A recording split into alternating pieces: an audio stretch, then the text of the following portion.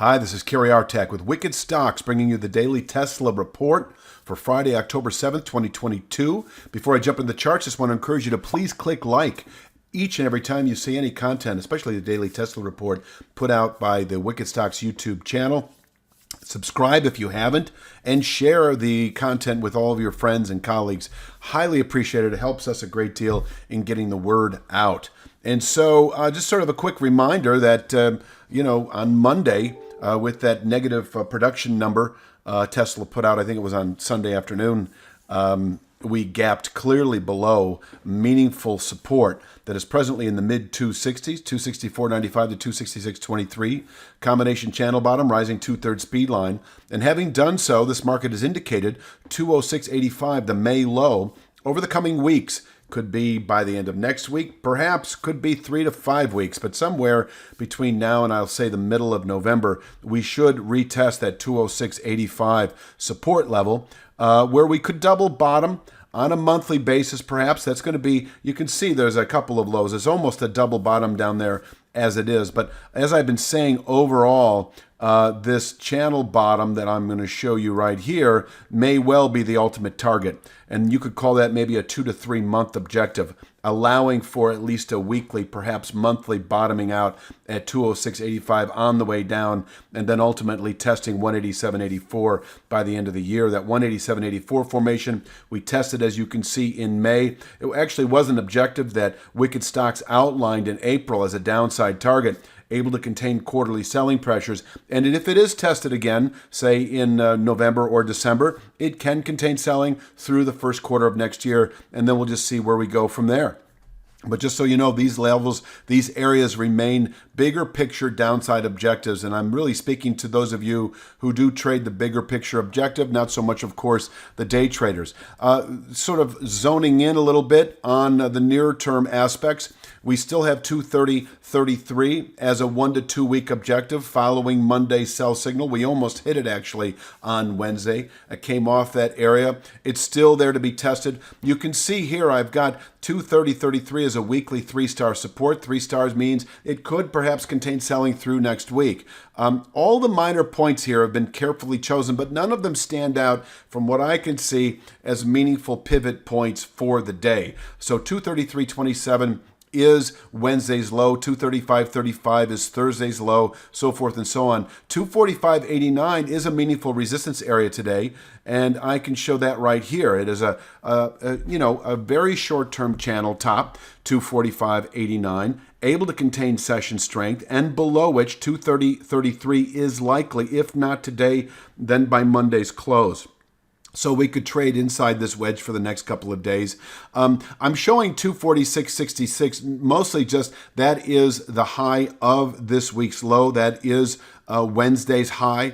And so if we close above 245.89, I'll just assume that we probably would also close above 246.66. And if that does occur, and I think you can just go with 245.89 regardless, but also closing above 246.66 provides recovery mode, an accelerated rally into the mid 260s within possibly as little as 1 to 2 days. Could certainly take 3 to 5. There is a trouble spot on the way up at 257.26 that may by some point next week get upgraded to a session containment level.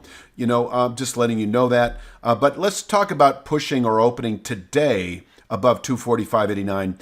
We might well test 257.26 by the closing bell. We certainly have that kind of volatility still in the market. And then closing, of course, above 245.89, I would then be anticipating the mid 260s again within 3 to 5 days, probably much less. The 264.95, the 266.23 area, once again able to contain buying through the balance of October trade, and below which 206.85 remains, like a 3 to 5 week downside target. And I'll finish the upside scenario with a settlement over the next week or two above 266.23 would then indicate in pretty quick fashion this area here in the mid 290s presently. Now that's kind of a dynamic resistance that changes as we move through time, so that may have to get sort of assessed, but that would become our quick 3 to 5 day target above 266.23. And Ultimately, closing back above the 266.23 area I showed just a moment ago would keep 329.62 in reach by the end of November or sooner, like a 3 to 5 week buy signal if we close back above 266.23, because, closing back above 266.23 would be a pretty classic rejection of a meaningful sell signal. You had a double sell signal when that occurred below this combination rising 2/3 speed line and channel bottom. And so I do think that if we were to close below it, not only anticipating the mid 290s within a week or two, but the 320 formation here, 329.62, within about 3 to 5 weeks, where we could actually top out into the first quarter of next year. And that's the upside. Let's talk downside today, that if we happen to break, this is the wrong chart actually. I want to show you this one. If we happen to break 230.33, 225.53 is then likely. I don't have it labeled here, but it's nothing more than this trend line that comes down off of these lows the last 4 days. And it actually lines up pretty well with this low here, as you can see. At one point, we bottomed out at 225.03 and then continued to rally. So I'm going to call it 225.53, this descending trend line, that if we break or open today below 230.33, 225.53 is likely. And if we close today below 230.33, we should on Monday test 217.66, the simple trend line off the lows you can see here, and 206.85 then likely by the end of next week. If we settle today below 230.33, once again 206.85, able to contain that sort of double bottom territory perhaps as on a weekly basis, possibly monthly basis. But I wouldn't want to encourage aggressive buying there necessarily. I think it's more of a short cover zone. If you're an aggressive trader and you see good reason to buy into that old low, fine, have at it. But I think you may hold out for 187.84 in the weeks to come, following this week's Monday's meaningful sell signal below 266.23. And I think that pretty much rounds it out for Friday's Daily Tesla Report. I'll be back Sunday afternoon with Monday's Daily Tesla. You have a great weekend.